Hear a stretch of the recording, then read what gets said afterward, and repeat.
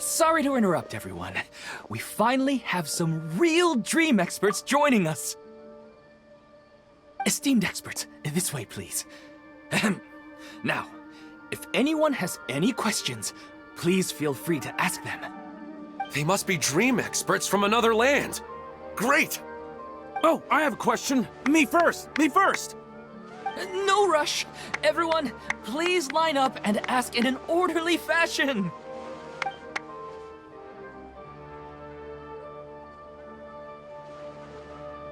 Whoa. Paimon didn't expect them to be so enthusiastic. My question is simple. My everyday life is very difficult, so I would like to become a slime in my dreams. How can I do that? Oh, Paimon knows! Paimon's had this kind of dream before, so she knows a thing or two. The first time, Paimon became an animal slime. Paimon was shot by an adventurer's arrow and flew in the sky all night long. The second time, Paimon became a Dendro slime. A group of kids thought Paimon was a radish and pulled out all the grass on her head. Oh, it was super painful. The third time, Paimon became a cryo slime. In the end, Paimon was captured by a chef and turned into a smoothie. And the fourth time, Paimon became a powerful Geo slime and went to take revenge on the forest boar that used to bully Paimon. But then the boar showed up with all of its relatives and Paimon lost again. Wait, why did all of your dreams end so tragically? Because slimes are monsters, even though they look cute, they usually cause trouble and end up getting killed by adventurers. Things don't tend to end well for monsters. Believe Paimon. I suppose you're right. They are monsters, after all. I just want to experience a different life, but it seems that becoming a monster would be even worse than my current life. Maybe I'd be happier if I became just a regular finch. Or fish. Looks like being an expert is way easier than Paimon imagined.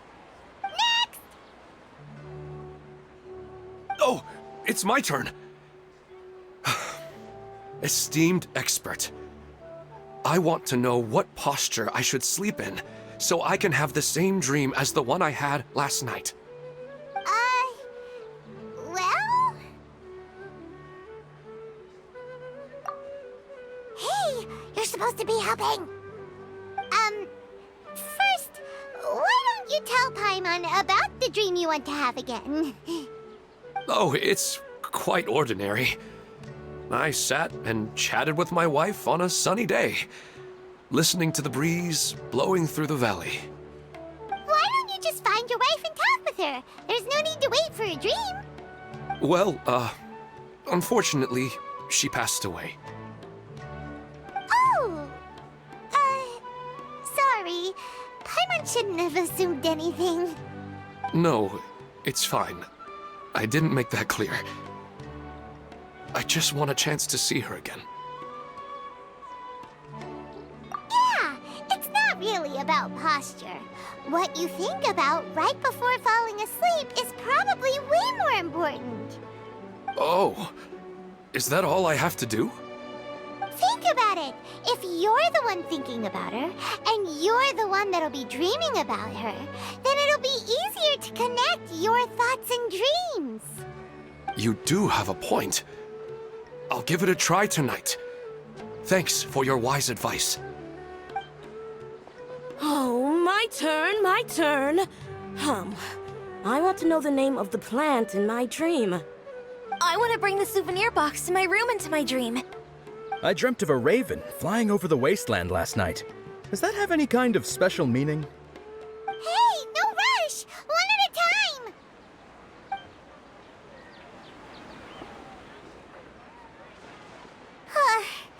Their questions were way too difficult.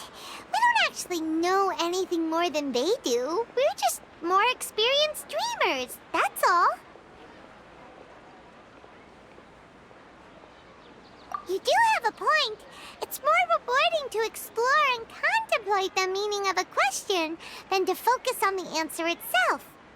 Right now, these people are like Wanderers who've starved for 3 days and 3 nights and are desperate to replenish their energy.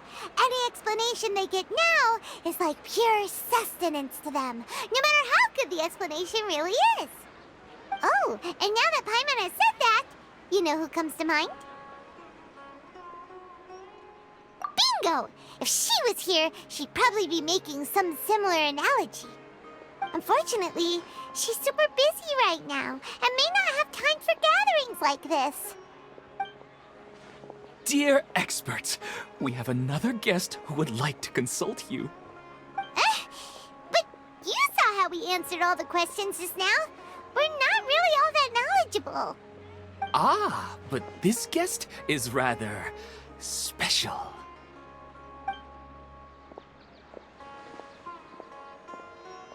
My question is, why didn't you immediately tell me about such an interesting place?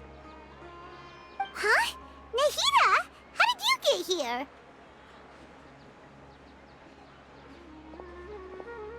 Interesting events like a moment of dreams don't happen every day after all.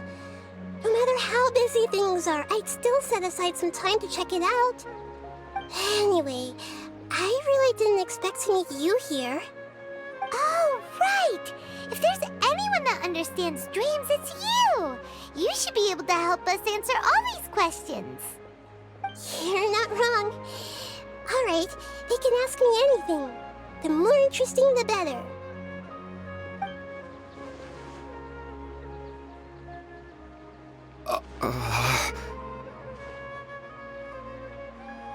Huh? What's wrong? You were all so excited a minute ago. Why the sudden hesitation? Even so, it's not like I look super intimidating or anything, right? And in terms of reputation and renown, you've also done many great things in Sumeru, yet they didn't even flinch at you. Alas, the interesting questions have all vanished in an instant. It appears I'm the one spoiling the fun here. I'll see myself out. That's not true, Nahida. I don't want to get in the way of the original purpose of a moment of dreams, which is to let people gather here and freely share their marvelous dreams. Now the atmosphere here is like water poured into a container. The water is more secure and settled, but it has lost its free-flowing nature from the river. I just want it to be another drop in the water, not the cold and restrictive container. She's sulking. Hey! It's alright, everyone! No need to be shy. The Dendro Archon is really nice, so please just go ahead and ask. Otherwise, she'll leave. All right. I'll give it a try. Oh, it's the slime guy. Hey, drop the nicknames, would you? Besides, I don't want to become a slime anymore. Maybe a finch or fish is more suitable for me. I see. So you want to become a small animal in your dreams, right? Why do you think that sounds good to you?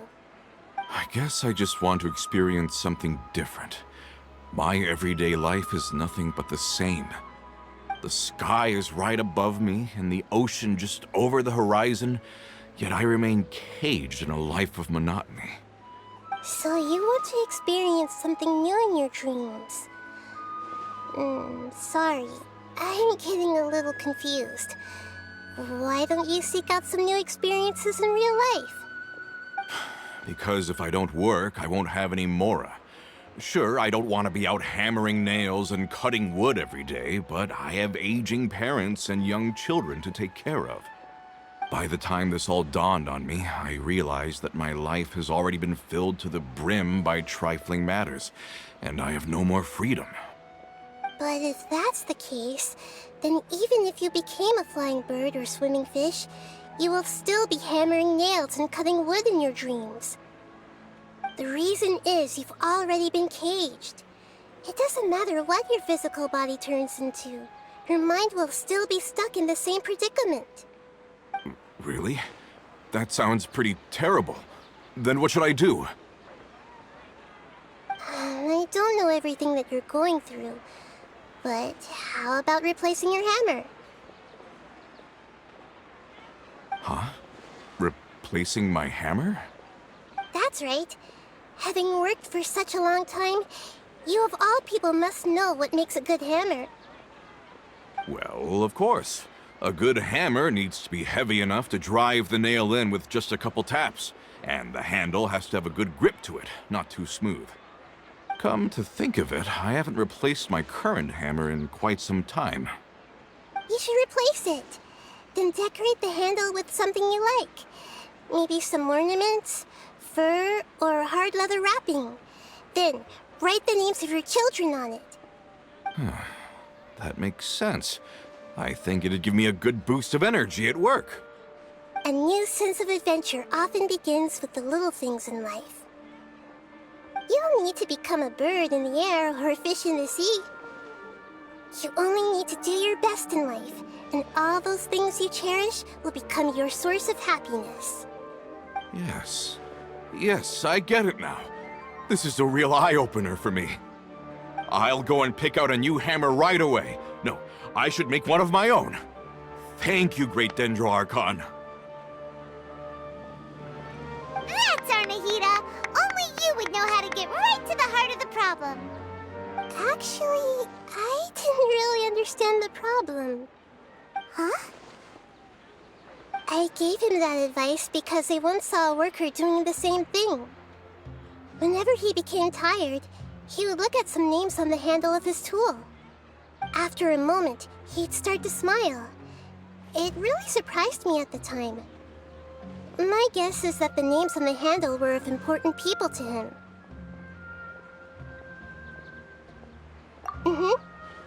After observation, I know this kind of behavior motivates people, but why is that? Is it because of excitement, anticipation, or helplessness? I really don't know. And even if I could know what's going through his mind, it's still difficult to fully grasp his feelings. Oh, Paimon gets what you mean. Huh. Paimon had no idea it takes you so much effort to understand these kinds of things. That's why I was a bit nervous just now. But luckily, seeing his happy face in the end reassured me that I didn't say anything wrong. Don't mind me, though. This is just my way of learning. Hey! Don't forget about Paimon! Everyone knows that Paimon's also super skilled at reading people's feelings. Thanks, you two. That makes me feel a lot better. Let's move on to the next question, shall we? I already asked the experts my question earlier, but I wanted to hear the Dendro Archon's response too. What should I do if I want to see my deceased wife in my dreams every night? Longing for the deceased.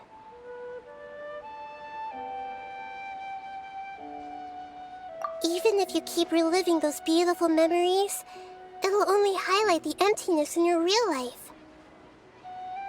If your wife were still alive, she certainly wouldn't want to see you like this, would she? No, I suppose not. But our time together in my dreams is not just reliving our past together. I don't know. Maybe it's because I miss her too much. But it's really as if she had come back to life in my dreams. She even remembers each and every dream. After I wake up and then continue dreaming again later, we can pick up our conversation right where we last left off. That's really amazing. Statistically speaking, continuous dreams are extremely rare. It's almost as if my wife has obtained a second life in my dreams. But the more vivid she appears, the emptier I feel, and the more painful it is when I wake up. I don't know whether to call it a blessing or a curse. Maybe all of this is rooted in your deep longing for her. Were there any unresolved matters or regrets between the two of you? I don't know. I suppose my biggest regret is that I couldn't spend the rest of my life with her. I really felt like I was ready to move on. I wouldn't be so hesitant now if it weren't for these hyper-realistic dreams I've been having. Huh. You know, they say that whatever's on your mind is what goes into your dreams. But dreams are, and will forever be, just dreams. We are people living in the real world. It's not good to be overly obsessed with dreams. All it'll do is fill up your mind and eat away at your thoughts. Yes, I know. That's why I'm also a little disappointed in myself. I still need to take care of our child. And it's probably not good to let her see me in such a state. Anyway, thanks for your advice, Great Dendro Archon.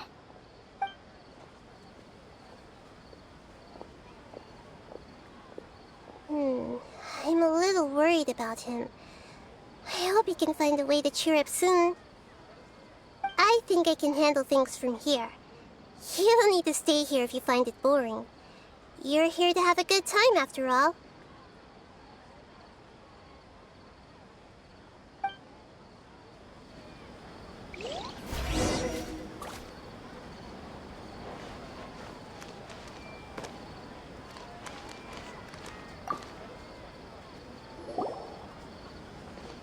Are you feeling any better now? Yes. I think the Dendro Archon made a really good point. I need to stop dwelling on my wife like this and move on with my life. Now that I think about it, my wife and I always meet at a familiar place in my dreams. I know where that place exists in reality, but it's a bit far and dangerous. I don't dare to go there on my own. But at the same time, I feel as if I should go and have a look anyway. Perhaps I'll be able to move on once I see that there's nothing there. Otherwise, I'll keep on feeling like everything is covered in a haze, like I'm only half awake. Once I can stop dreaming about that place, I'll probably be able to get my life back together. Actually, you two are adventurers, right? If it's okay with you, could you escort me to that place? Yeah, it might also be a good chance for us to unwind. Even if you can't see your wife there, taking in some nice scenery will definitely help cheer you up. Yeah, I hope so too. All right, go ahead and get yourself ready then.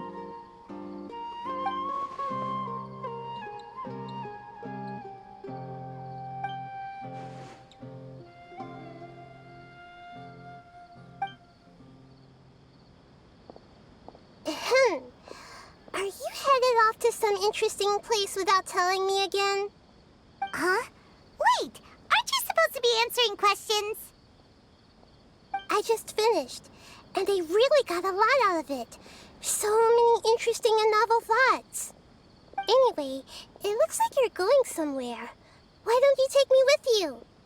Oh, there's no need to trouble you, Great Dendro Archon. I imagine you must have many other important things to deal with. No need to stand on ceremony. Besides, I wouldn't have asked to come along if I didn't have a good reason. I wanted to use this opportunity to discuss with you some things that are puzzling me right now. Huh. I didn't know the Great Dendro Archon could become puzzled too. I'm not all that different from you, you know. Alright, let's go. We can talk on the way.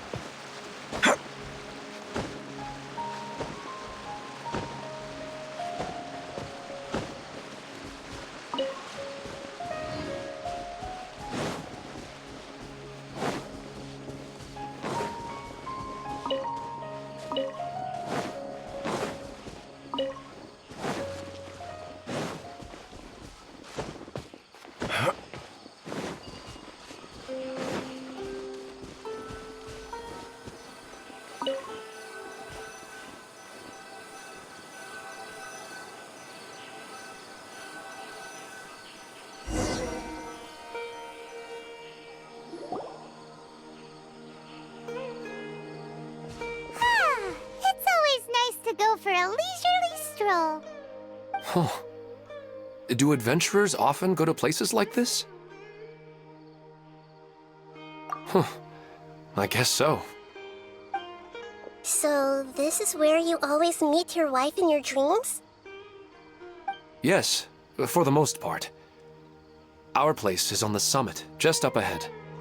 When I saw her in my dreams, we didn't do anything but talk about ordinary, mundane topics.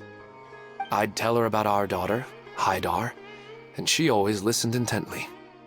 She would also reminisce about the past with me, telling me interesting stories and cracking jokes. It feels like no matter how long we may chat, it's never enough. Sometimes, it's the little things in life that matter the most. This is the part I'm a little puzzled about. I am very familiar with dreams, and normally, they lack logic and continuity. But you said she could remember what you had told her before, right? That's right. She always listened to me carefully in real life, and now, she's doing the same in my dreams. She always surprises me with some details from our lives in the real world. The fact that she can remember such things makes me feel like she's alive. Whoa, that's pretty weird. Well, dreams are kind of weird to begin with. However, the problem is that his dreams have too much structure and continuity. Most dreams are far more fragile than you can imagine. For example, a loud noise outside your window in the real world could cause your dream self to get loaded into and fired out of a big cannon. Another example. If you're thirsty in the real world, then you might find yourself trudging through a desert in your dream. But the appearance of your wife seems unusually stable and unaffected by any outside interference. Statistically, this should be extremely rare. I don't understand it either.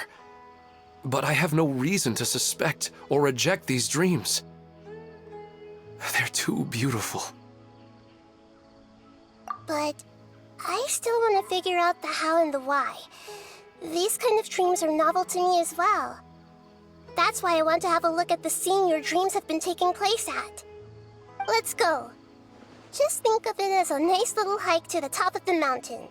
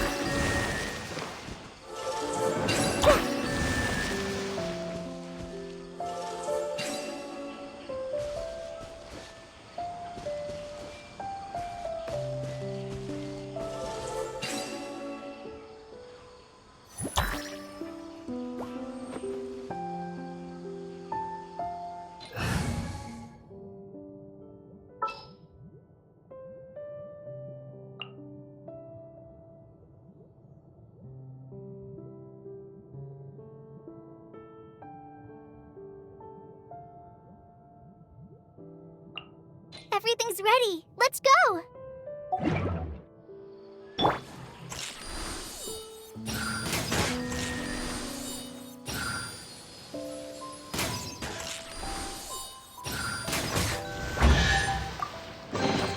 Wow, this is so lucky!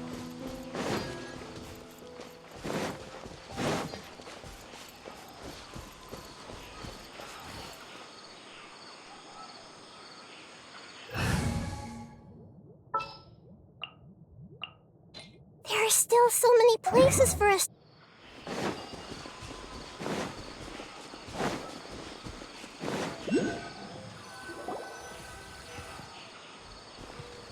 Well, he really wasn't kidding. This place definitely isn't safe. No matter. We'll just finish them quickly. Huh? Are you going to fight too, Nahida? Of course. This is all part of our little trip.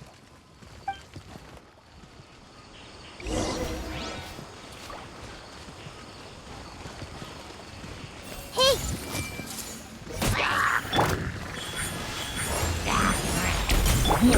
Hold the line!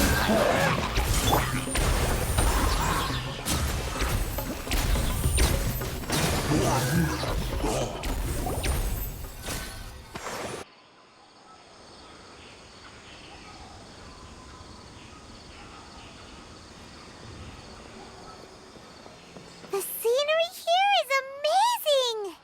It also seems like a great spot for eating snacks and taking a nap.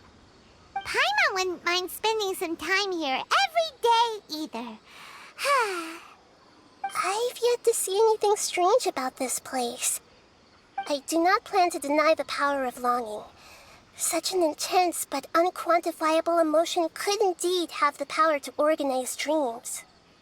His wife must be a really amazing person. Huh? Wait, where'd he go? Oh, so you are waiting for me here? Well, guess what? I've brought someone amazing with me today. When the Dendro Archon said she wanted to come with me, I could hardly believe it. I'll bring Nahida once I'm more familiar with the way here. She's been telling me that she really misses you. Huh? What's wrong with him? There's nobody there. Wait, Minar. Don't go that way. It's dangerous. Uh-oh, he's gonna fall! Catch him!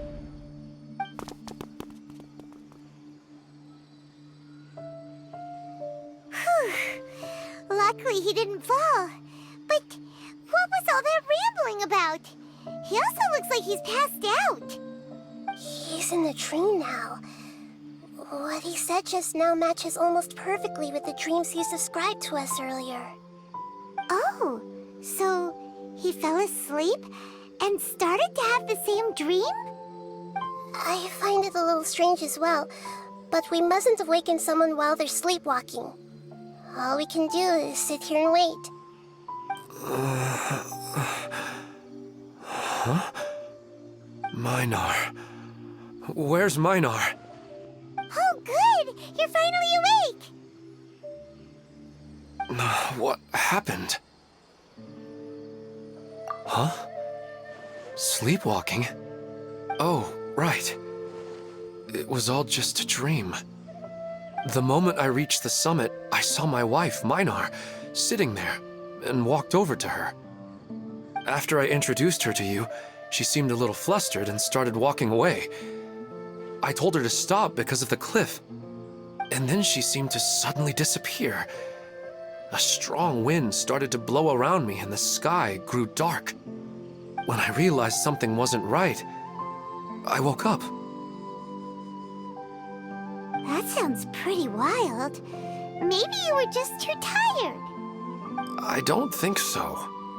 I slept a lot yesterday, and I don't feel very sleepy now. Maybe we've affected the way his subconscious constructs dreams by following him here. Anyway, all that matters is that you woke up safe and sound. I think I know what happened now. I'm sorry. If it weren't for you, I would have fallen. Let's head back now. Don't come back to this place again for the time being. Oh, okay. Nahida, what's on your mind? Paimon's a little worried now.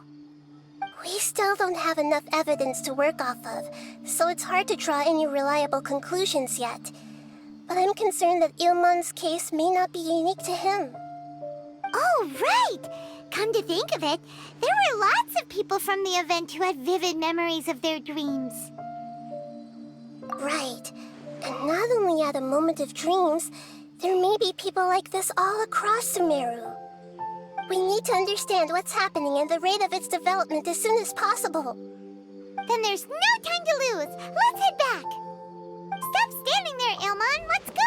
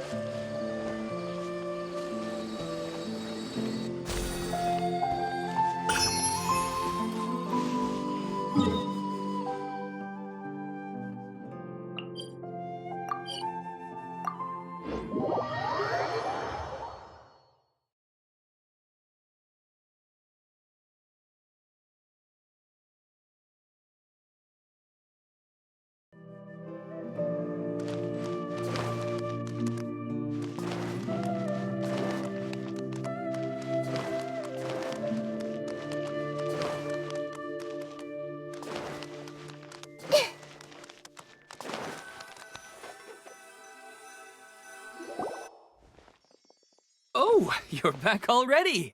How'd it go? We have an emergency on our hands. Please notify everyone here that while they can continue to discuss their dreams, they mustn't try to visit or recreate the locations and scenes that they have been experiencing in them. What? All right, if that's the wish of the great Dendro Archon. But could you at least tell me what happened? You all look so serious.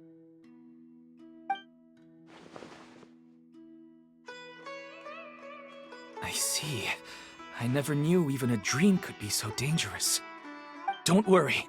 I'll be sure to notify all the event participants and inform the other staff members about what has happened. Using the event registration list, I should be able to contact more people that were interested in dreams and warn them about the situation. Thank you. That would be very helpful. Let me confirm if all of today's participants are still here. Atta has already left. It seemed that he was on his way to make a hammer, so that shouldn't be a problem. Oh, wait a second. Where's Katya? Has anyone seen Katya? Has she already left? Oh, I think she already left. She said there was somewhere she wanted to go. Oh no. Did she want to look for the place from her dreams too? Can you tell us where she went? Yes, she did briefly mention it. Somewhere near Chatrakam Cave. Alright, thank you. We'll go look for her. Please help us tell the others not to do anything reckless. Sure thing. Who would have known things would have turned out like this?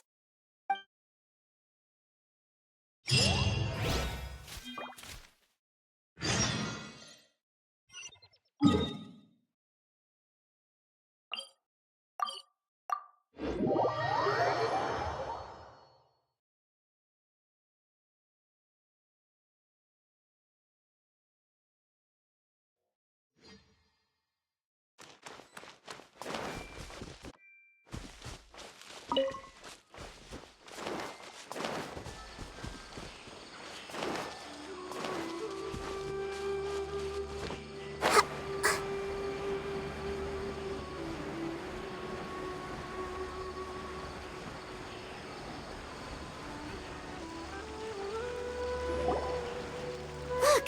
She's sitting over there! And surrounded by monsters! Come on, let's rescue her!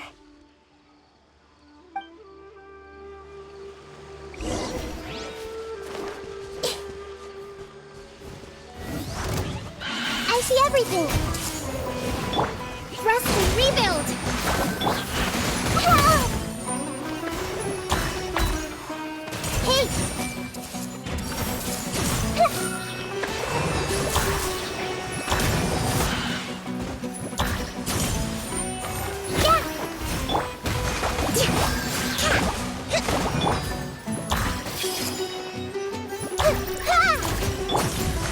Allow me!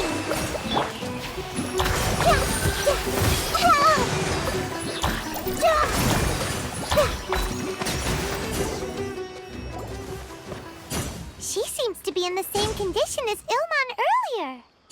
Yes, Yes, but luckily she hasn't been injured or jolted awake yet. Let's carefully move her somewhere safer. See you tomorrow, Professor Aisha. Huh?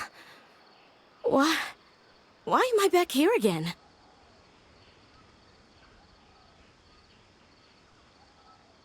Dreaming? But what about Professor Aisha? Oh, I see. It was all just a dream. Well, that makes sense. After all, it hasn't changed a single bit. Huh? What's it? Nearly 20 years, and it still hasn't bloomed.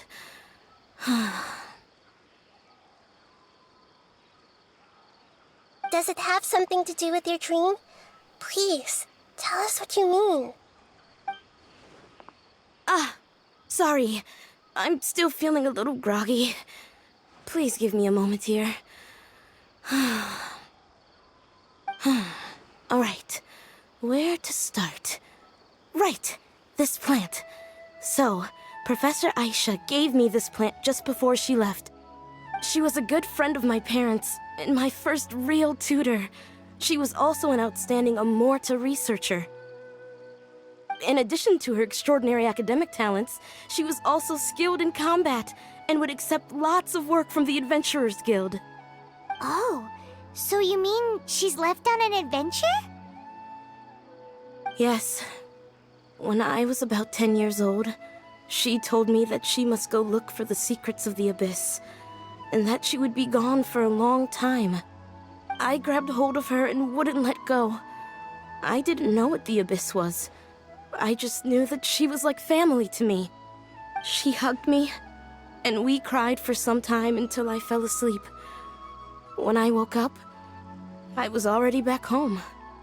She still decided to leave, but had left behind a letter for me saying that I was the person she cared for most in this world. She claimed that investigating the Abyss could help more ordinary people protect the people and things they care about. She had obtained some important evidence during her past adventures. If she didn't set off right away, she might miss the perfect opportunity. Guess Ad Astra Abyssosque isn't just a slogan. She left a seed in the letter, telling me that if it sprouted and bloomed, then she'd come back no matter what sort of risky situation she was in. She said she looked forward to seeing me all grown up. But strangely, I've tried watering it, feeding it, everything I could think of. But I've never been able to get it to bloom. I even went to ask the Amorta researchers, and they couldn't explain it either. May I have a look at the plant? Of course.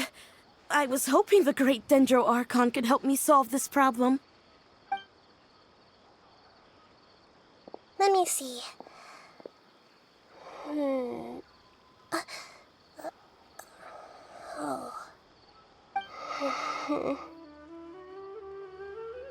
Huh? We've never seen that look on Nahida's face before.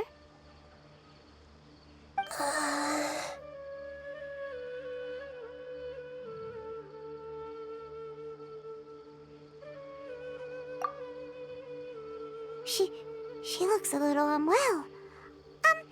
Hold on, we'll be right back.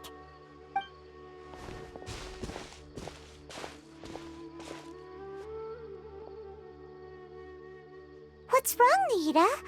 You can't tell what's wrong with the plant either? No, I immediately understood what's happening with that plant. I'm just not sure if I should say it. This plant is not known to the academic world. It's a new species that our teacher managed to cultivate by some special means. Judging by its features, I can tell from the moment it sprouted it'll never be able to bloom. It can't be. It means that this Professor Aisha she keeps mentioning might have foreseen the danger and was prepared to never return. From my experience observing people, she would undoubtedly regard this as a brutal revelation. When forced to confront such brutal truths, People may break down into tears, talk nonsense, or lose their tempers. I know she has to face the truth, but at the same time, I don't want to hurt her. Tell me, what should I do? Yeah, that's a tricky one. Seems like you've already got a good idea of the feelings she might experience. But wouldn't that mean I'm just pushing it all on you? What if she just gets angry at you instead? It's all right. There are all kinds of people, and the examples you observed are just the most extreme cases.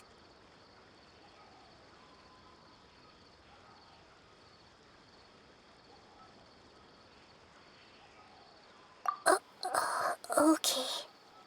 Thank you. Let's go back and tell her.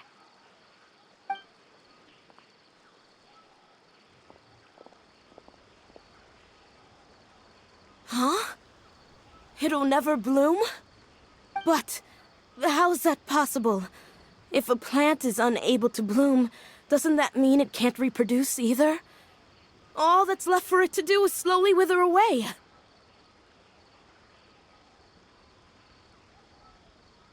Are you saying she never intended to return? Seriously? So everything she said was a lie? But she meant well. Since the separation was inevitable, she hoped that you would be able to come to grips with such a cruel parting a little later in life.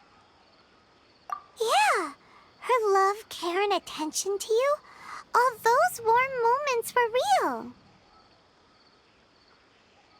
I guess she had hoped that you could understand and respect her choice after learning the truth. I see. Sorry, I don't want to sound ungrateful, but it's just so much to take in. The dreams are so beautiful, yet reality is heartlessly cold. I really thought she had come back. I had so much to tell her.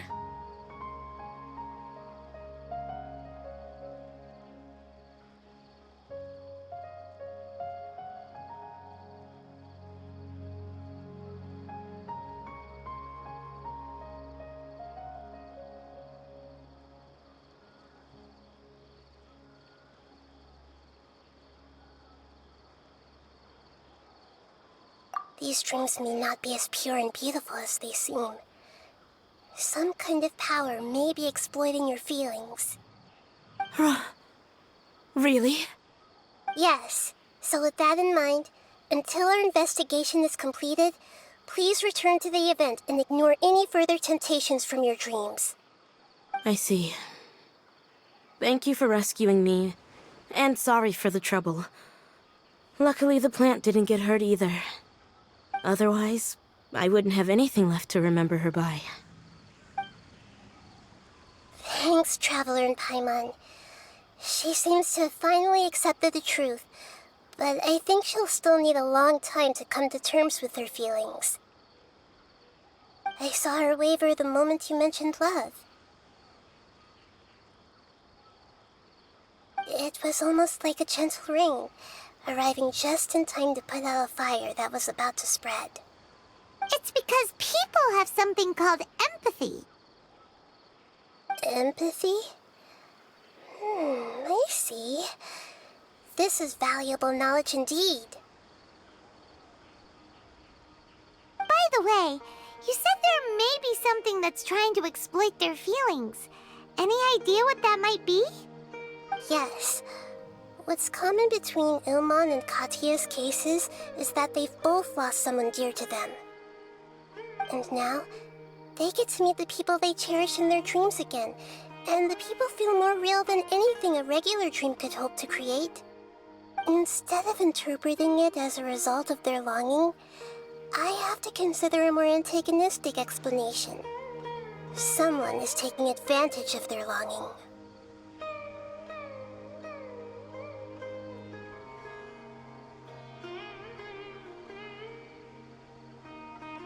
Yeah, they're just causing these people to dream.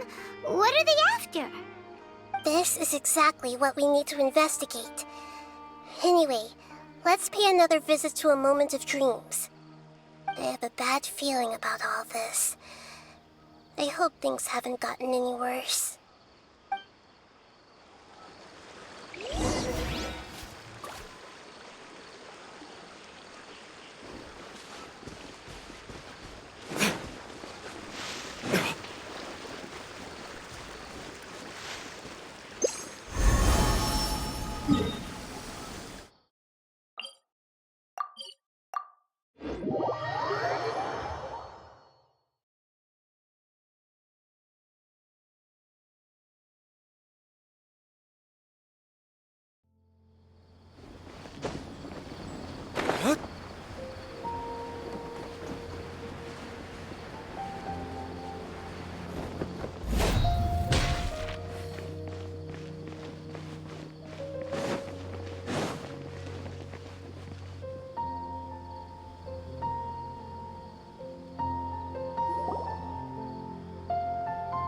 We're back.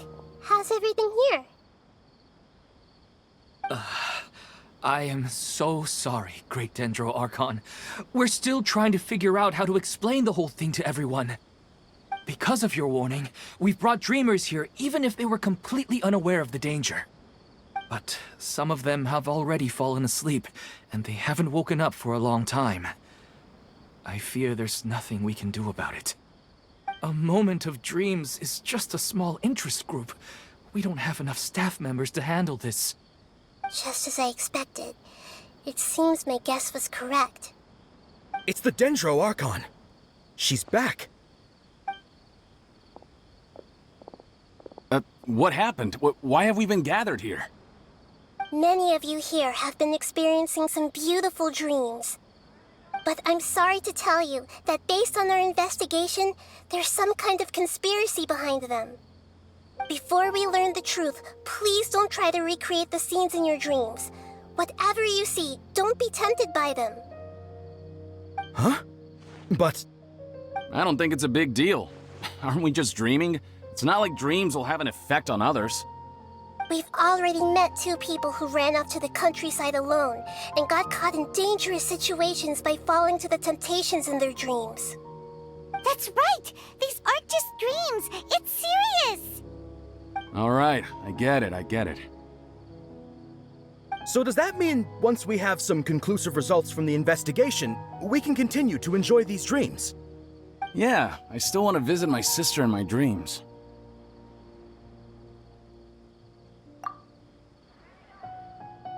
I'm sorry if what I'm about to say sounds a little offensive, Great Dendro Archon, but we had a discussion with the folks who just arrived here. In all of our dreams, we were able to reunite with people who were very close to us. They all seemed as if they were alive again, which makes us reluctant to wake up. Yes, that's also what we've observed in our investigation. So if the results of this investigation would mean an end to those dreams, that'd be quite cruel to us. All of us understand the danger, but perhaps you can't quite understand just how much those people mean to us. I don't think everyone will be on board with the plan to abandon these dreams for good. Before the conclusion of the investigation, they'll at least want to meet the people in their dreams one last time and say goodbye. We've never had such a difficult situation before. It appears that not many people are willing to cooperate. So they still want to return to their dreams despite knowing the danger? That's right. Compared with these sweet and beautiful dreams, our warnings of danger are dull and emotionless. It looks like the situation will inevitably spiral out of control. The more time we waste, the more people will ignore our warnings and return to their alluring dreams. So, what should we do? Seems we have to go into a dream and find out the truth for ourselves. Pedrush, is there anyone here who's experiencing a marvelous dream right now? Let me think. Yes, this way. Good. Please take us there. This lady refused to heed our warnings and fell asleep here a little earlier.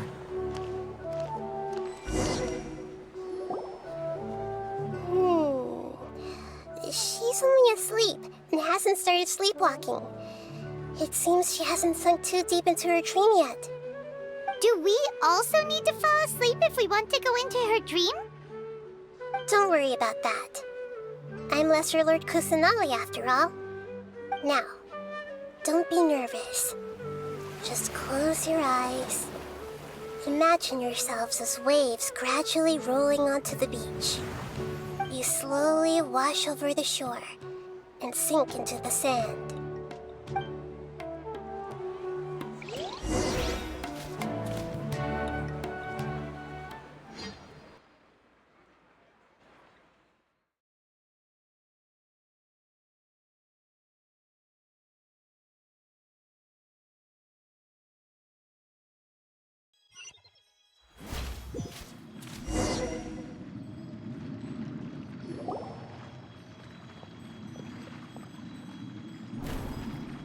What's wrong, Traveler?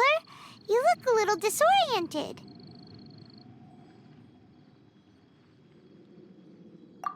Really? Paimon didn't notice anything. Anyway, seems like we've made it into the dream.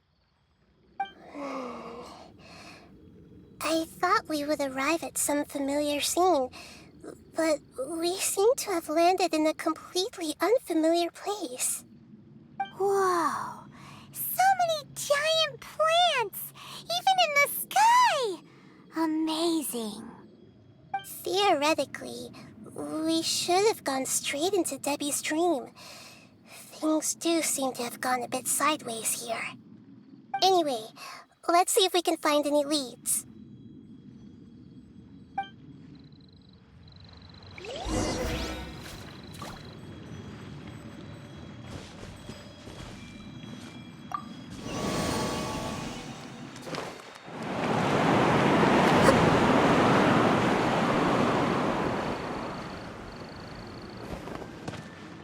I see everything!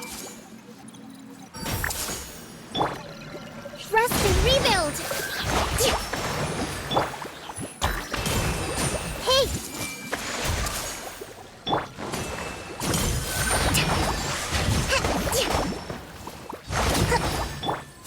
I see everything! Let's move out.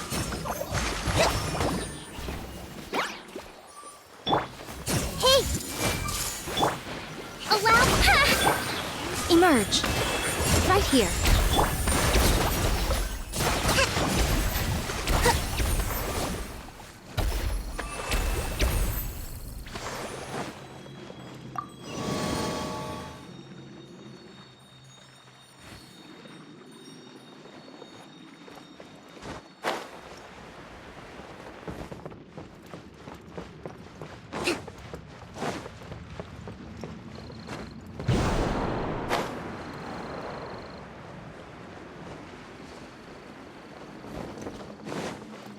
Huh?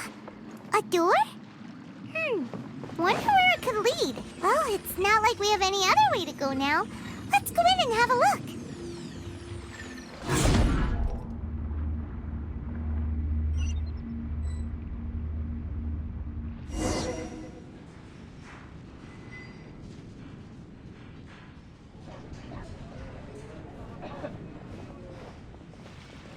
Hey, this place looks familiar.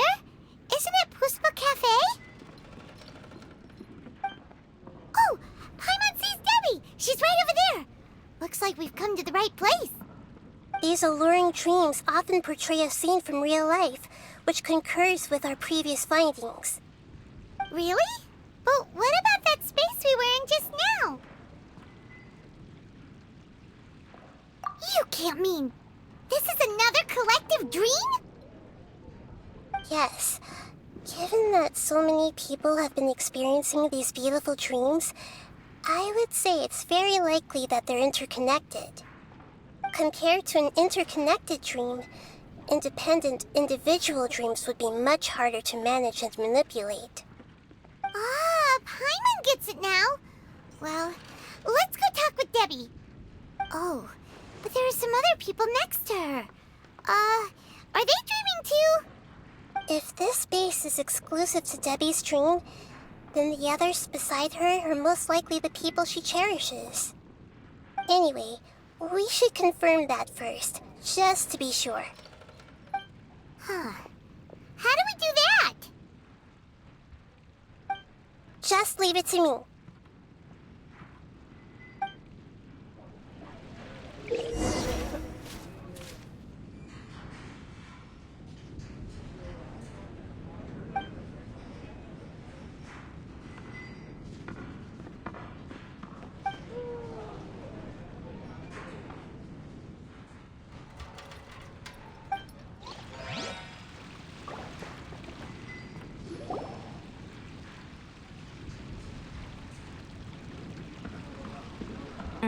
The coffee here still tastes the same as ever. You two have traveled all around Tibet. Surely you've all tasted better coffee than this. I suppose so, but no matter how good things may be elsewhere, nothing beats the taste of home. That's right. It's hard to change your tastes. Anyway, here's to your return home. Welcome back, everyone.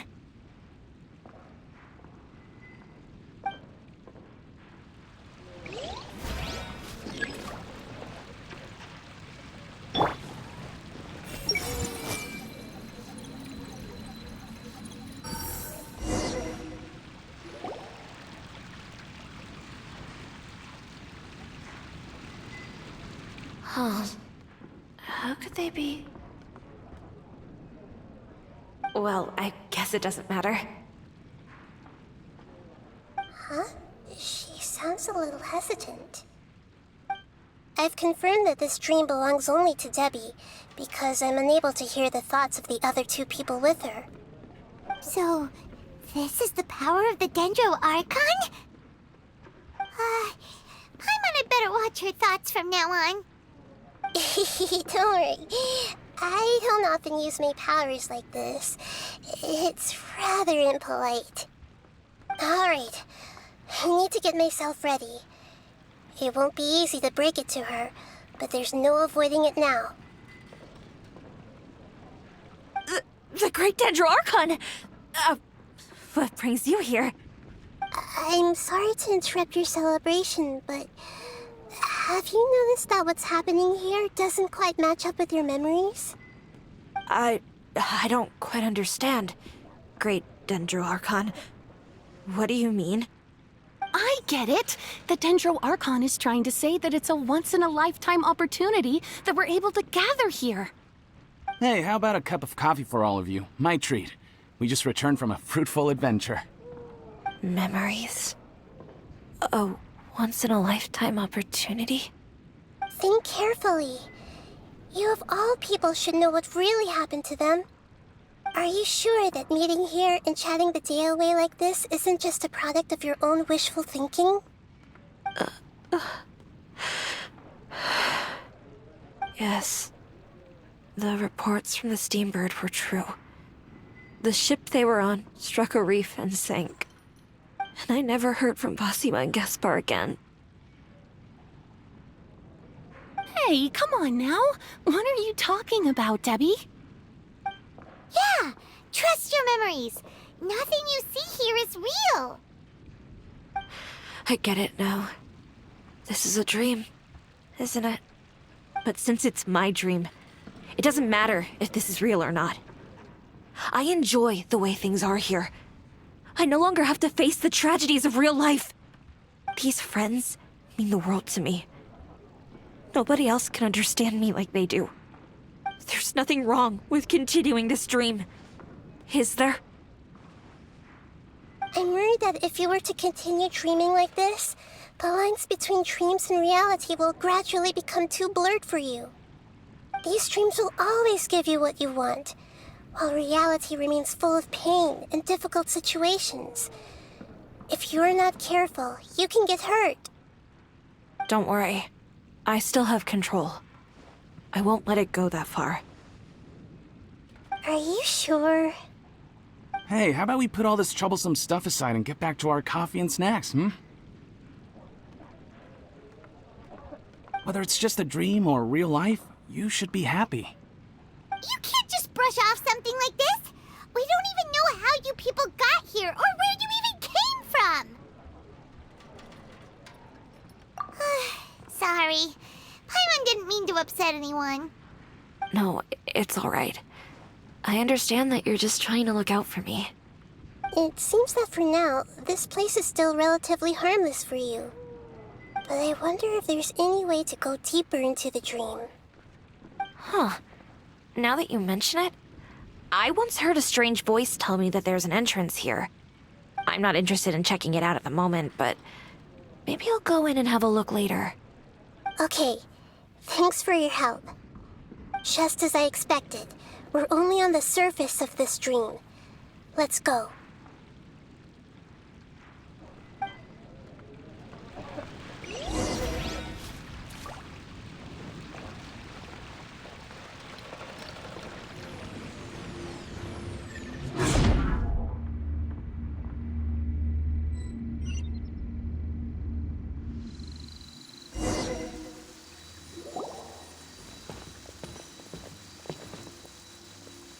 Huh?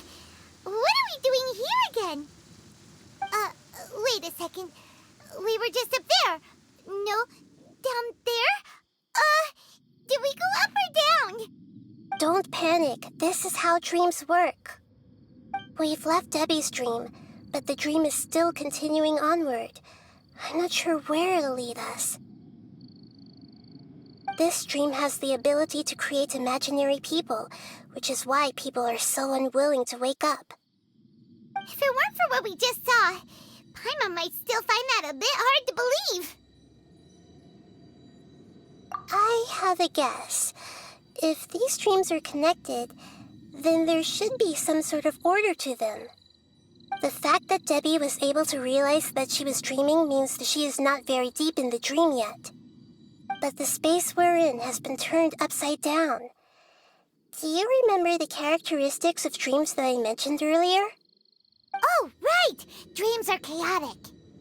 That's right. It's possible that we're heading deeper into this dream now, and the deeper we go, the closer we'll get to the essence of the dream. Right! So the answers might be waiting for us deeper in the dream.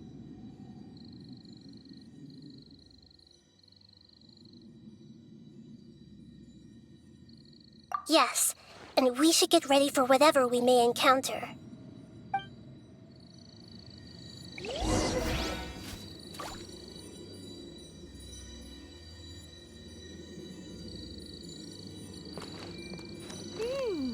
It looks like we may need to put something inside there.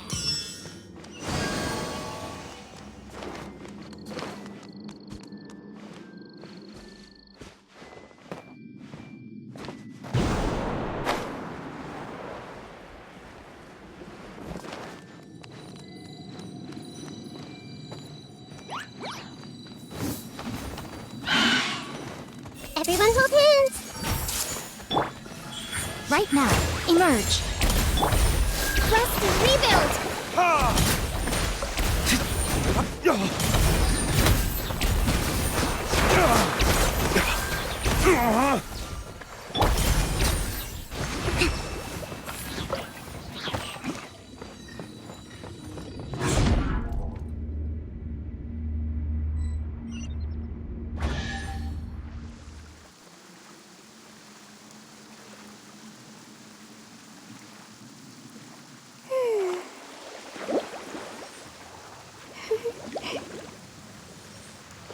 Whoa! When it rains, it seems to disappear slowly. Yes, and it appears again as soon as the rain stops. It's less like a flower, and more like a Dendro slime that's trying to keep out of sight. Here we go again with Nahida's analogy.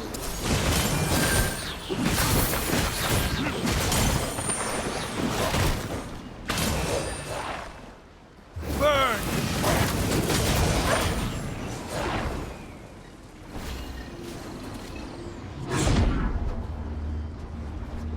Huh? Are we back up here again? Wait. Paimon's confused. Are we up here or down there? Good thing we didn't fall. Yes, we did. We just fell upwards. That's not helping, Nahida! Paimon has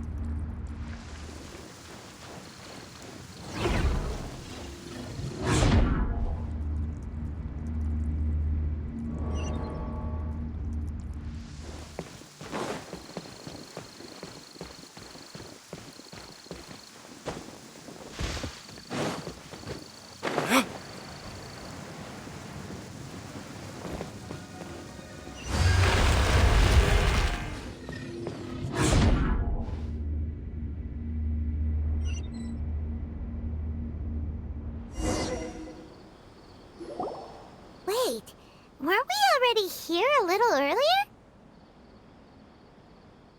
This is probably Ilmon's dream. Huh? Why would he start dreaming again?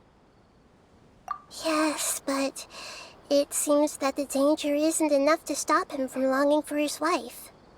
Based on what we've learned so far, he must be sleeping more deeply for his dreams to appear here.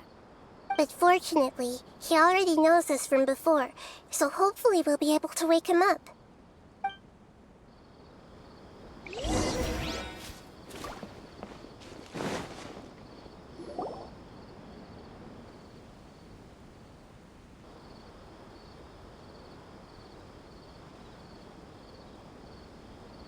Ilmon! Oh, it's you! Incredible! I didn't know you would appear in my dream, too.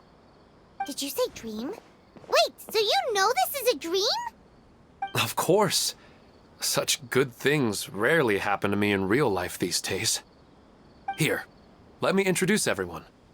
This is Minar, my wife who I mentioned before. And this is our daughter, Hydar. Hello. It's a great honor to meet the Dendro Archon. Whoa, Dad! You know the Dendro Archon? That's amazing! And what's this? Is it a new toy? No, it's Paimon, not a toy! Anyway, now's not the time for that! Nahida, this doesn't seem to add up with what we were expecting. You're right. Let me think for a bit here. Oh, right! We didn't see him in a moment of dreams earlier. Paimon thought he'd gone home. Sorry. I just had to make sure that Hydar could get a chance to see her mother. I had gotten pretty familiar with the hike, so I brought Hydar with me. I'm just glad we didn't meet any monsters along the way. Yes, I'm glad too. I didn't expect her to grow up so fast. It must have been very hard for him. I regret not being able to fulfill my role as a wife and a mother. No, don't talk like that. Let's leave all that unhappy stuff behind for now. Even if we're in a dream, it's still a blessing that we've been able to reunite in this way. What should we do now? Should we tell him the truth? You can let me break the news. I should be the one to do it. I'm sorry, but I should tell you that your dream did not create us. We are real people with our own consciousness. Like the last time we met, we are still investigating this dream, and we've already learned some things about it. So you mean there's something nefarious with this dream as well? Ilmon, what's going on? It seems the reunion of our family is destined to only be temporary. Huh? Is Mom leaving? Maybe, but in all likelihood, that is indeed how things will end. Oh. No, Mom, you can't leave! I'm afraid I don't quite understand what's going on. Don't worry, Hydar. Mom's not going anywhere. Please, don't cry. Minar doesn't understand any of this. I'm fully aware that this is a dream, so that's why I've never told her the truth, but never mind. It's not like I would know what to say. I mean, I don't get any of the complicated stuff. But regardless of whether this dream is good or bad, you're here to resolve it, right? Yes. Then please, let us enjoy this moment for just a while longer. Regardless of whatever caused this dream to come to pass, I feel extremely grateful to have had the chance to reunite with my family. But does this dream really have to disappear?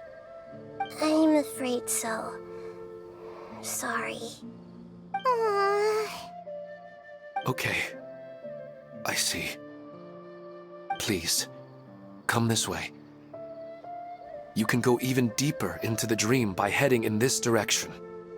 I have heard that the further down you go, the more pleasant the dreams become, and the more you want to stay. The answer you're looking for may also be found there. Go ahead.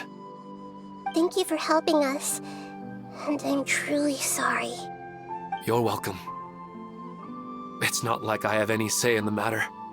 I'm just an ordinary person, after all. Who am I to interfere with the work of a god? I'll be right behind you.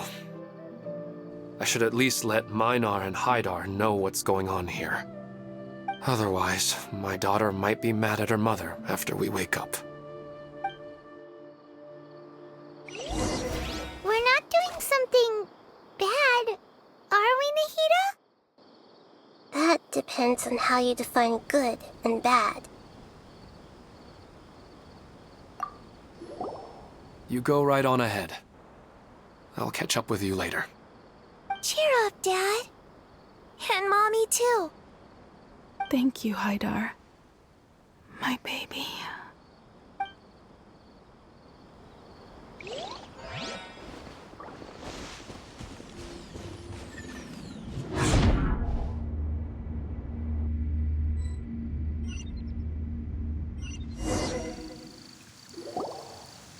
It's the same place again. This place is almost like a flight of stairs that connects all the dreams together. But they appear to be getting more and more aggressive. Regular stairs wouldn't try to attack us. Right. Something seems to be off about our theory. Ilmon is clearly aware that he's dreaming, and he's enjoying it. Rather than dreaming on a deeper level, he almost seemed more awake. I believe we're on the right track, but we just need another explanation. It's not that the dreams are getting deeper, it's the owner's attachment to the dreams that's getting stronger. But you would never mistake dreams for real life, right? Sometimes, Paimon almost wishes her dreams could be real. But it's just a quick thought. It's not long before Paimon's thinking about other things, like sticky honey roast. Listen, we're real beings living in the real world, and that's where our focus should be. This also explains the insubstantiality of our dreams. No matter what they may become, we don't really care. But if we decide to abandon reality and embrace our dreams, then our dreams would become far more substantial. Oh, wait! Paimon's starting to get it now? Your mind will begin to build the dream far more attentively, which in turn will make it feel more real. Do you remember how the Akasha can turn dreams into jnana energy? Constructing a realistic dream consumes a similar energy. Does that mean there's a host of these dreams here like Milu during the Subzerus festival? If we wake that person up, this collective dream will end, right? Most likely. But the collective dream in Sumeru City was created by the Akasha, and now the Akasha has been turned off. This has nothing to do with the Aranara, and humans are not capable of creating a collective dream, which means... Huh? So, did someone manage to restart the Akasha? That's impossible. But they are probably a scholar of the academia who had a close connection with the Akasha. Even so, how did they manage to do it? And how did they choose the host?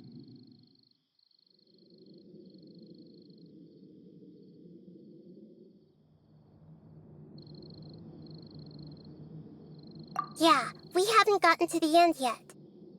Once we know their motive, all the questions will resolve themselves.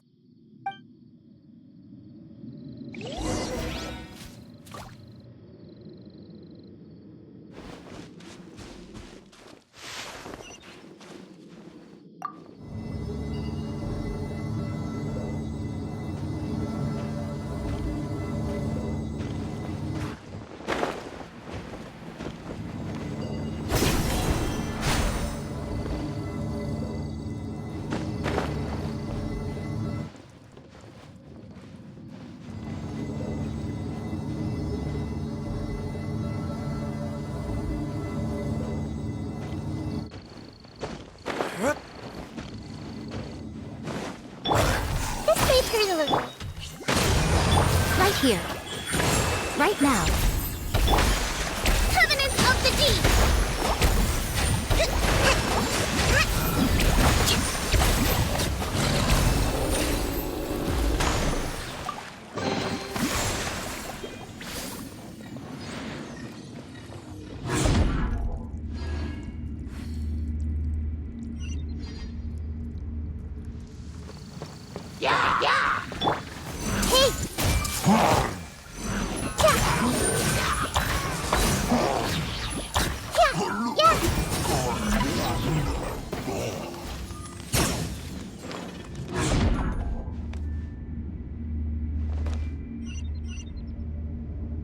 All the water that used to be here has turned into rain. Then let's get through here before the water level rises.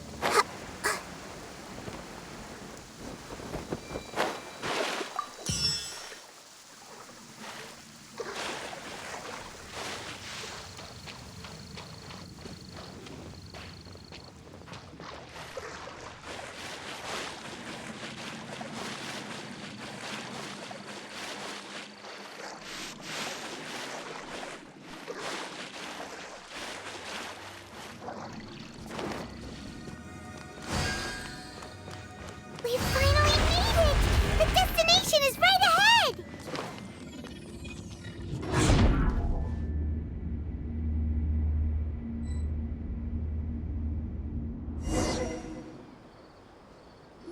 Wow!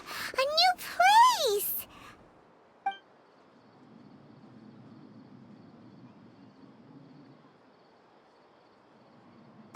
Well, it's just new to Paimon in this dream. This should be the final destination. Huh? Really?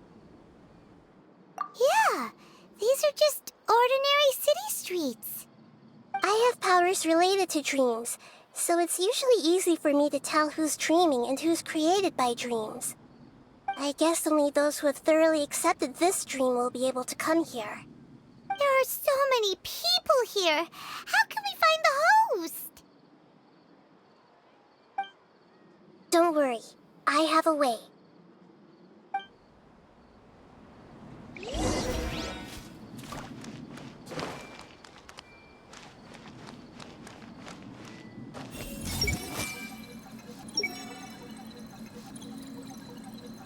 Lisa's always so calm. I wish I were the same. He's just in an ordinary dream, so it shouldn't be him. Shadia has such good taste. I can never go wrong with her opinion. No, it doesn't seem to be her. Hey!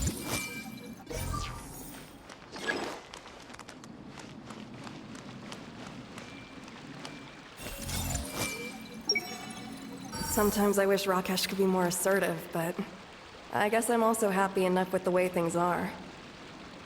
No, it's not her, unfortunately. Who doesn't want a dream to last forever? He's just entered the dream recently. It's definitely not him. However...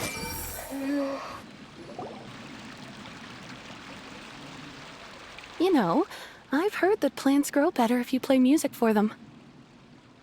And on that note, it's been a while since I last heard you play. Sorry, I've been a little busy these last couple days.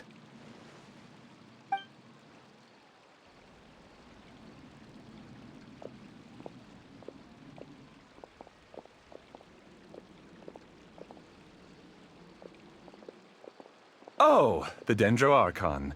What a pleasant surprise.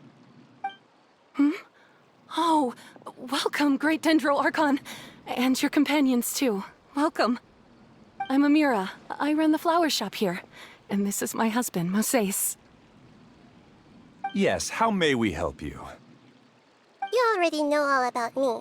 There's no need for all the pleasantries. Perhaps I should call you the dream's owner? As expected of the Dendro Archon. I'm sorry, Amira. It seems my research has attracted the Dendro Archon's attention. Why don't you go back to the flower shop? I'll come help you a little later. Okay, of course, dear. I'll see you later.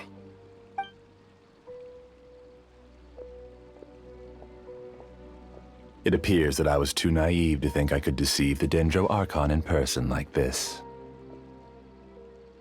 To avoid looking like too much of a fool, allow me to ask the first question. How well would you say you understand this dream? This dream was built by the Akasha, and it has the power to create imaginary people who no longer exist in the real world. As for you, you found a unique way to become the owner of this dream, going so far as to have even given up the ability to wake up again. Given up the ability to wake up? Impressive! You truly are the embodiment of wisdom.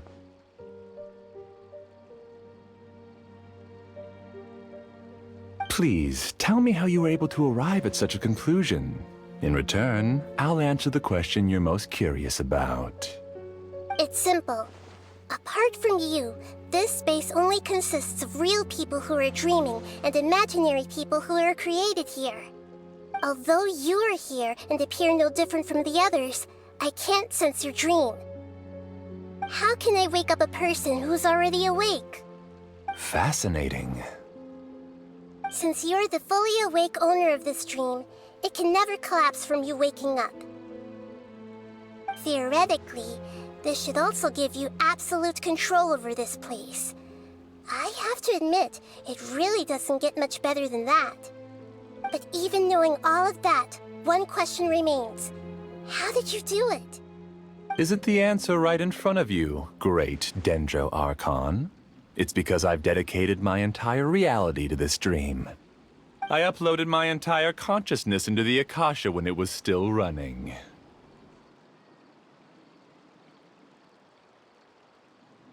Actually, this all started because of an accident. My original goal was not about the Akasha or a collective dream. No. You were motivated above all to create a hyper-realistic person. The desire to reconnect with a real loved one is the one shared sentiment between all our dreamers. That's right. However, human models are too complicated. Only the Akasha has a jnana energy supply powerful enough for me to generate and sustain my models.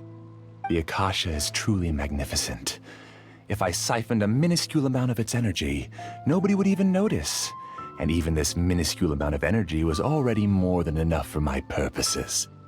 Even using just crude methods, I was still able to train a fairly realistic person. I named my first work Amira. Huh? You mean the girl we just saw? She and I entered the academia on the same day. Starting with admission procedures, we bumped into each other 6 times on just that first day. And because of that one day, we eventually went on to fall in love. We studied, conducted research, and made breakthroughs together. Our rhythm was always in step. I felt like we were 2 separate bodies that shared the same heart. However, Elazar later took her from me. Yes, I need more training samples to perfect Amira's personality.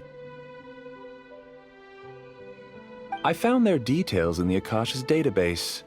Using the pretext of testing for mental health disorders, I implanted signaling devices in their bodies. This way I could connect them to a network, and Amira could feel their yearning. Little by little, they helped her to grow and develop a warm, human personality. To improve my efficiency and allow myself to focus on nothing but my research, I uploaded my consciousness as well, and became a part of the network. So, technically speaking, It's not that you won't wake up, it's that you can't wake up. Yes, because the Akasha was suddenly turned off, I lost all of my jnana energy. I became imprisoned in the very network I had constructed. At first, I panicked. But, after coming to grips with the situation, I realized that I could restart this world as long as I could find a replacement source of jnana energy. That means everyone in the network is providing you with Jnana energy! That's all there really is to it. I don't think I'm doing anything wrong. I'm just saving them as well as myself. I provide a beautiful dream, and in return, I harvest their jnana energy as fuel for the dream. They can wake up any time they wish. People need to sleep anyway, so why not have some beautiful dreams while they rest? I agree. This is the home we spent a great deal of effort on to build for ourselves. Yeah, she's right. We're staying here of our own free will. I don't understand this at all, but I just want to spend some more time with my family. I don't want them to be sad. Thank you, dear. Great Dendro Archon, I hope you can understand. You don't need to gather around here. It's all right. The Great Dendro Archon is nothing if not kind and considerate towards her people. She won't interfere with what we're doing here. Uh-oh, now he's playing dirty!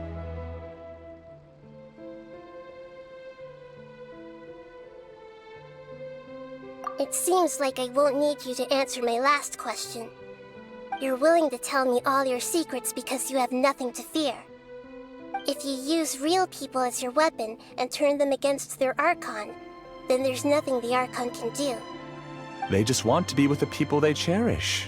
I don't think there's anything wrong with me providing them with that opportunity. They don't wish to eternally part with their spouses and friends. What's so wrong about that? If you understood humans a little better, or had also experienced firsthand the absolute devastation of loss, then perhaps you wouldn't be so cold towards us.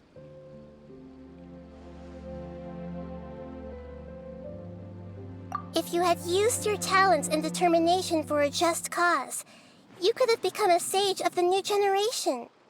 Unfortunately, you've committed one of the 6 cardinal sins of the Academia by attempting the forbidden and fearing none.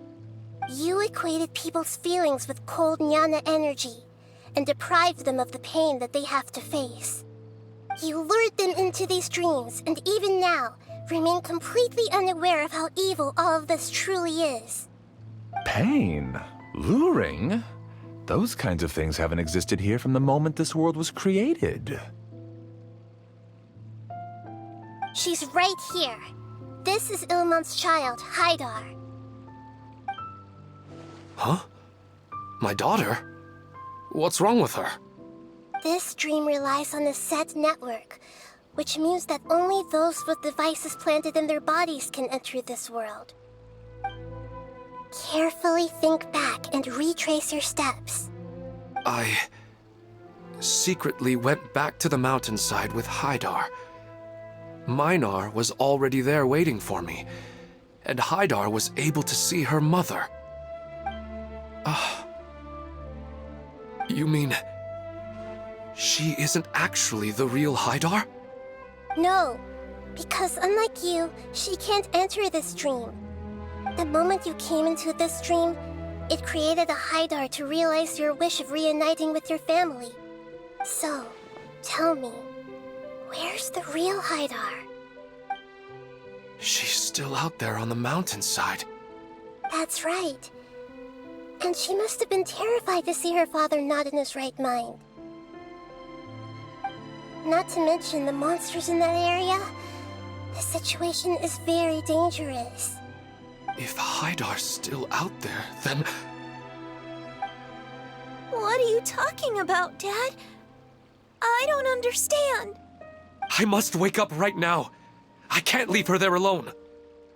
Oh.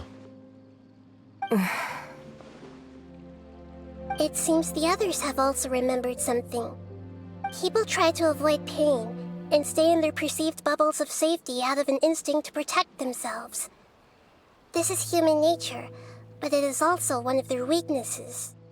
However, why are there still so many people striving to move forward, even when they know the path ahead is dangerous and painful? It's because people don't only live for themselves. They have families, loved ones, friends, and communities. They have dreams that they are still trying to achieve. But in this dream, you showed them only the most comfortable and soothing things.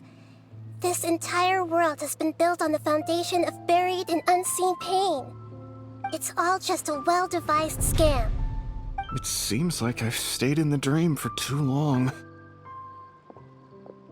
I still have so many things I haven't done. I thought gods didn't understand humans. That would have explained why they created such a flawed world where countless tragedies took place. I didn't expect you to arrive at the answer through sheer power of observation. But unfortunately, it means nothing now. If you wanted to spend a little time in the waking world, go right ahead. In any case, I wanted to spend some time alone with Amira. As long as this dream continues to exist, you'll come back. Humans aren't as strong as you think, and even if you're a god, they won't always listen to you. It's time to purge all the extraneous data and noise.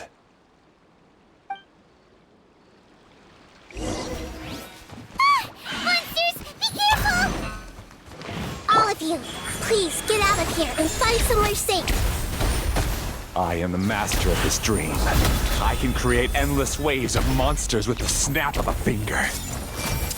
Don't worry, they'll wake up before they get hurt. Amira doesn't like to see others in pain. If you know what's good for you, leave now! Everyone hold hands! Right here, right now.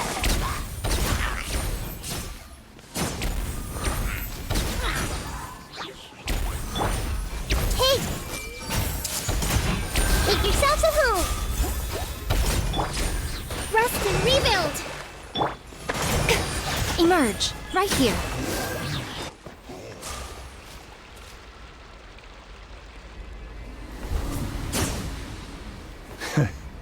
You haven't won just yet. This dream is mine! If I go into hiding here, not even an Archon can ever find me. And as long as people yearn for happiness, they will return here and rebuild this paradise! Hey, stop! What's that? The dream is spiraling out of control and is collapsing now!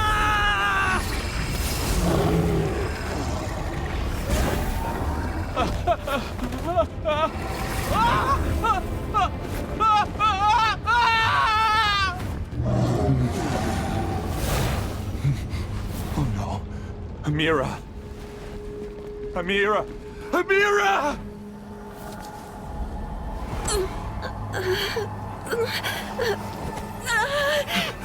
Amira, are you all right? I don't feel well. No, no, no! Please, no!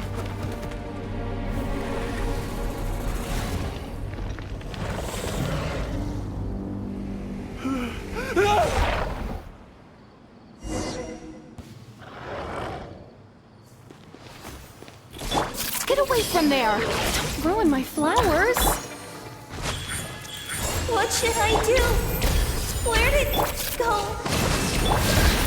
Left because he doesn't want you anymore.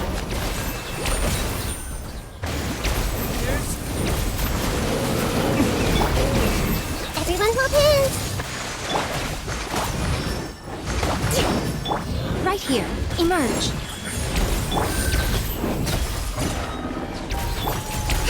Rest and rebuild! Covenant of the Deep! Just shut up! Who am I?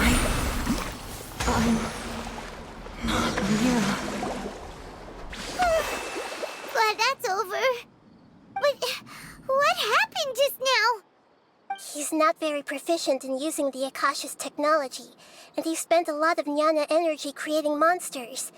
Now the system is out of control. All the people he created also turned into monsters, including Amira. It's terrible, even for a dream. Even Paimon's freaked out. Paimon can't imagine what they're going through. The good news is that the chaos seems to have subsided. Now we only need to wake up the people here and let them return to their real lives. Amira. My dear Amira. They're all gone. It was just a big dream after all. I couldn't change my fate, and my knowledge turned out to be useless. What a cruel world.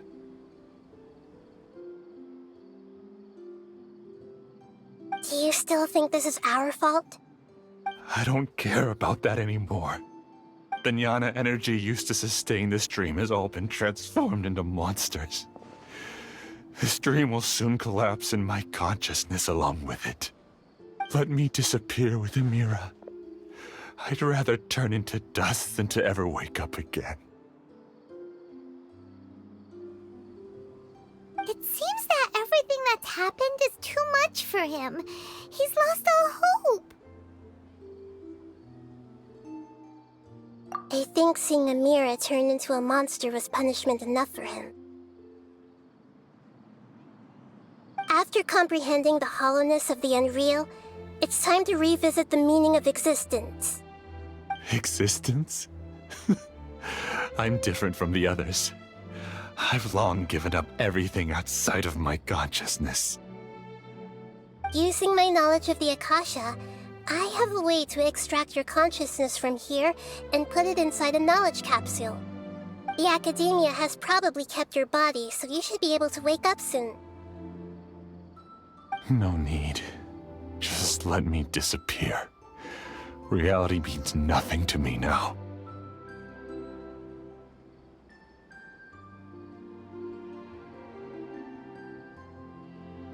This isn't compassion. I won't let you escape your punishment by simply disappearing. As for your life after that, it'll be up to you how you want to exist. Alright, Traveler and Paimon, we should go back. We can finally wrap up this whole thing.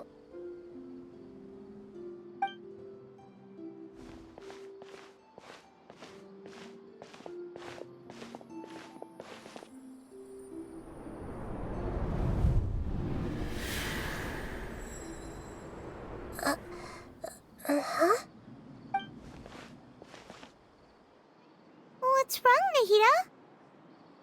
Oh, nothing. Let's tell the people here to gather at a moment of dreams after they wake up.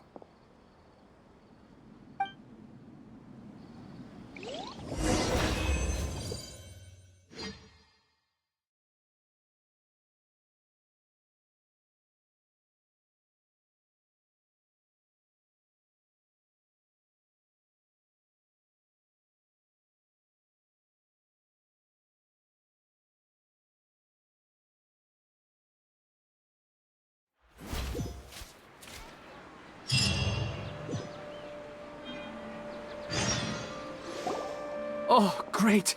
You're awake!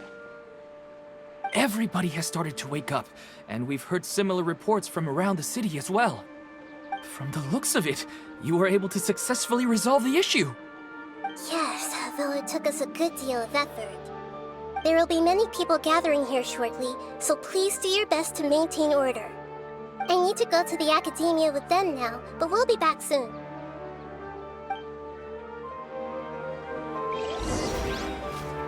Are we going to ask about that scholar? Yes, but it may take some time for him to wake up after his consciousness returns to his body. We can leave the rest to the Matra.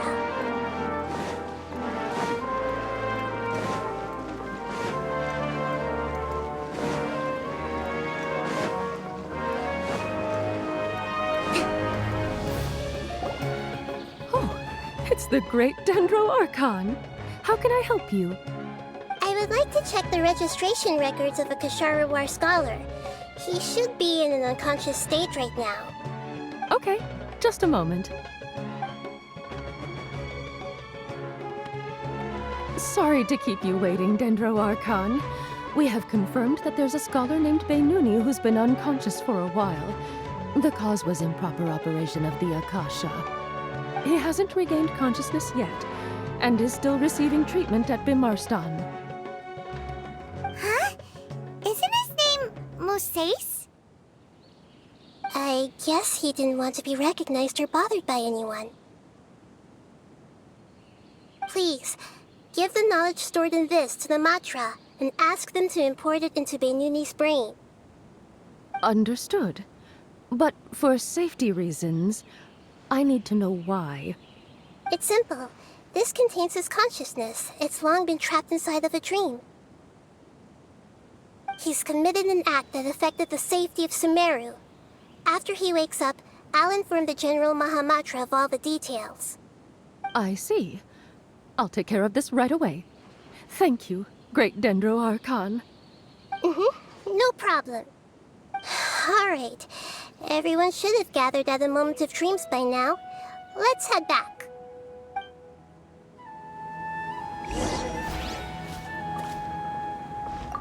I'll take care of it as soon as possible. Don't worry.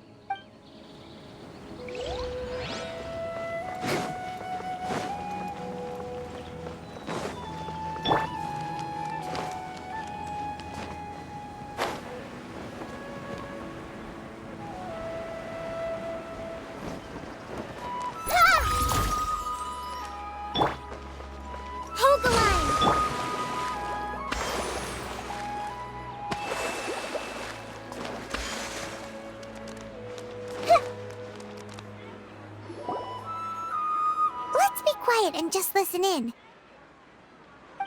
I wonder what she's going to say. Hello, all of you who have just woken up. I'm sorry for interrupting your beautiful dreams. I may have acted a little cold when handling things in the dream. I sincerely apologize for that. Dreams have amazing power. They inspire us to remain resolute in the face of adversity, and help those with aspirations achieve their desires. But dreams also have the potential to exploit people, confuse the senses, and distort the truth. Unfortunately, you are all chosen as prey for an elaborate scheme. As I've said before, I am still learning, and cannot fully empathize with the pain of all the loss you've experienced. But just take a good look around you, and you'll see many other people who have had similar experiences. You should be proud that you've been able to gather here and look toward the future together.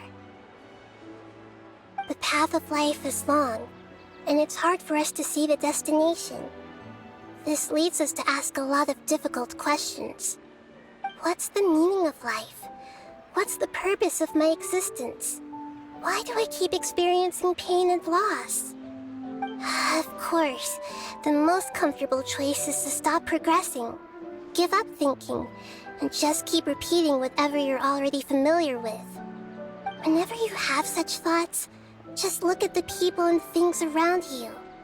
Some people work hard all day so that their families can have a hot meal on the table at night. Some people travel all over the world in order to create art that resonates with all of Teyvat. Some venture in search of the world's secrets to prevent rapidly approaching, yet still unknown, world-shattering catastrophes. Life is not just about yourself. Each and every one of your actions shapes you and the world around you. Look, friends and family will remember what you've done, and even some people you've never met may benefit from your actions. Therefore, many people will strive forward to forge new paths, even if they have to endure great pain to do so. Once you begin your journey on that same difficult yet rewarding path, you'll come to know the answers to those big existential questions, yet they will no longer feel as life-defining as they did before. But if you were to believe that life is nothing but an empty, ephemeral dream, then that's also the only thing it'll ever become. You are free to choose how you want to live your lives, but as your Archon, I should first make this information known to everyone. In the end, it's up to you whether you want to embrace a beautiful dream at the cost of your real life. Nahida said she wanted to speak with us alone. It seems like she went to the plaza in front of the academia.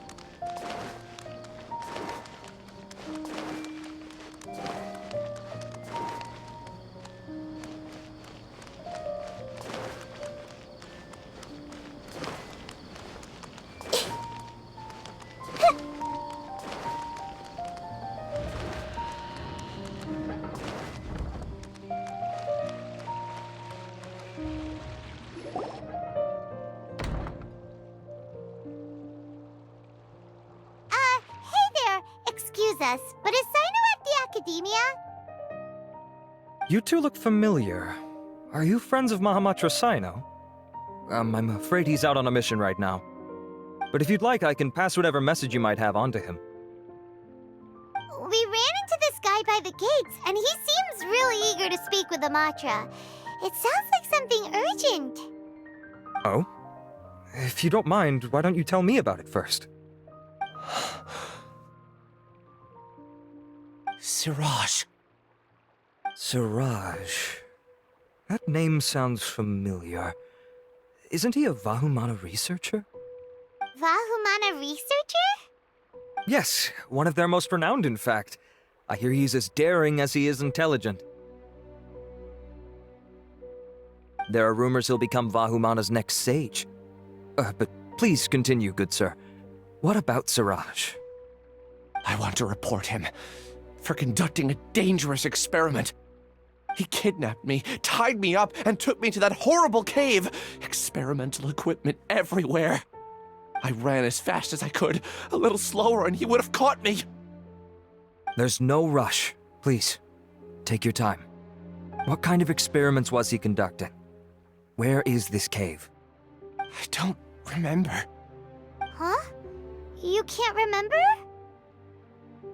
All I remember is Siraj walking towards me, and then my head started feeling weird. It's like a nightmare that I can't recall.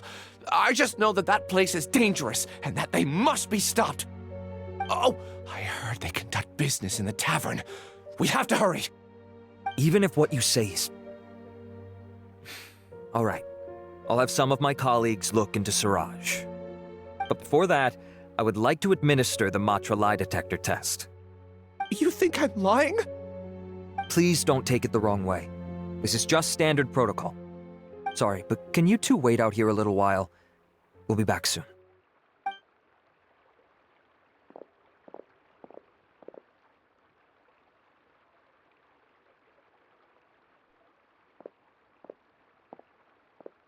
Huh? Alhaitham?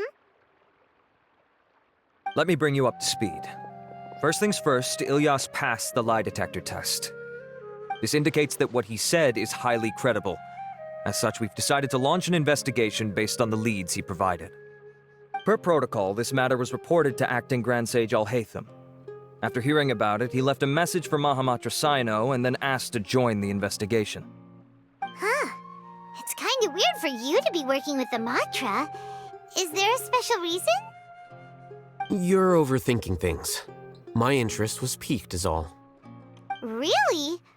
I'm unsurprised you have this much free time. In that case, let's join in as well, shall we, Traveler? It's already against protocol for Acting Grand Sage Alhaitham to participate in this investigation. As for you two... Oh, never mind. After all, you were the ones who brought Ilyas here. I'll allow you to accompany us, but you have to promise to keep everything confidential. Don't you worry, our lips are sealed. All right, in that case, I'll fill you in on what we know so far. Ilyas claimed that Siraj will be conducting some business with a Kasharawar researcher at the tavern.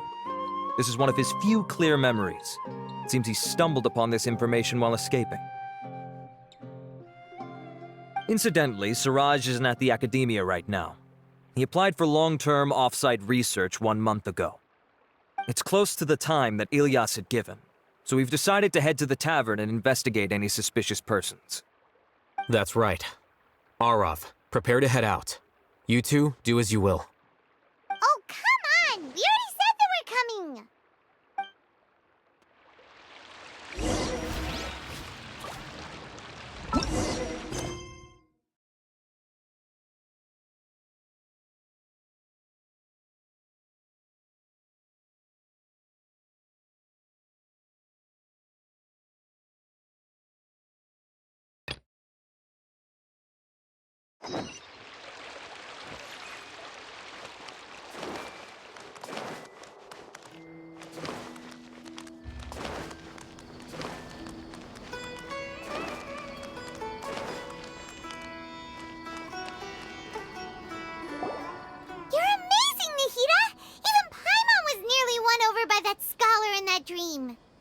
Well, he's very good at manipulating the weaknesses of human nature, but perhaps he himself had fallen prisoner to them long ago.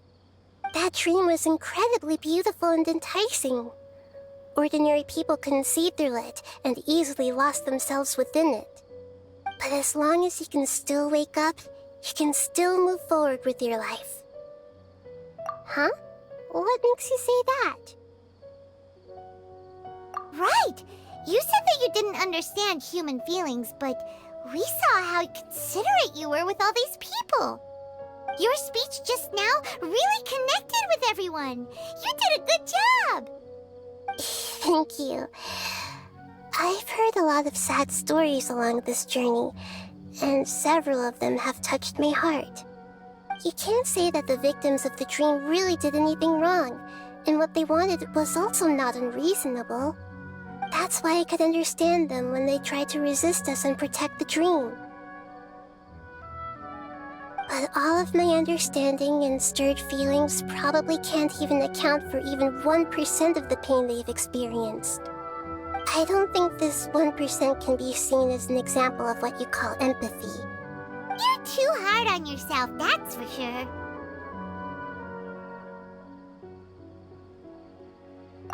Alright. I suppose going out into the world will help my confidence grow. I've learned that emotions are nothing like knowledge, and that's why it's hard for me to put them into words sometimes. Beinuni, or Mercedes, said that I had never personally felt the pain of loss, but I have a vague feeling that this isn't true. The moment I entered the dream, I felt like I was wrapped in a blanket of warm feelings. It was so warm that it felt like I had returned to the start of my life, and I didn't want to wake up anymore.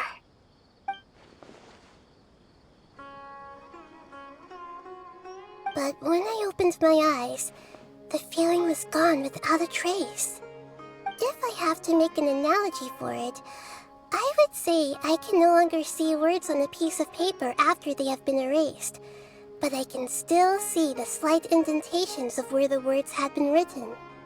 But now that I've experienced this dream, I think I can say with confidence that I won't dwell too much on the meaning of that warmth.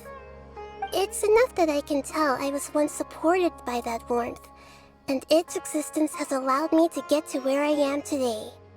If I dwell too much on its exact nature, I would be putting the cart before the horse. I gave a speech to inspire my people, so if I were to fail to live up to those words myself, then that would be too embarrassing.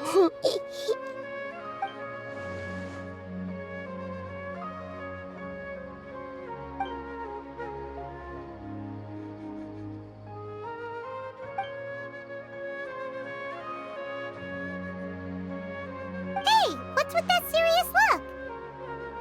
You keep looking like there's something you want to say. Is there anything you want to tell me? Okay. Since we just woke up, let's stretch a little bit. A new day is about to begin.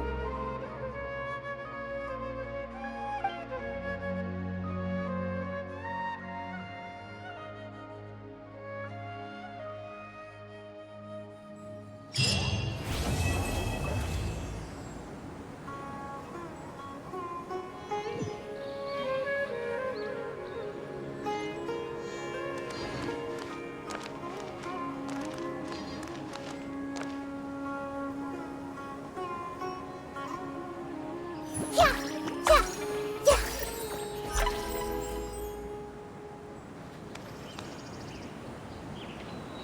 Well, your perspective.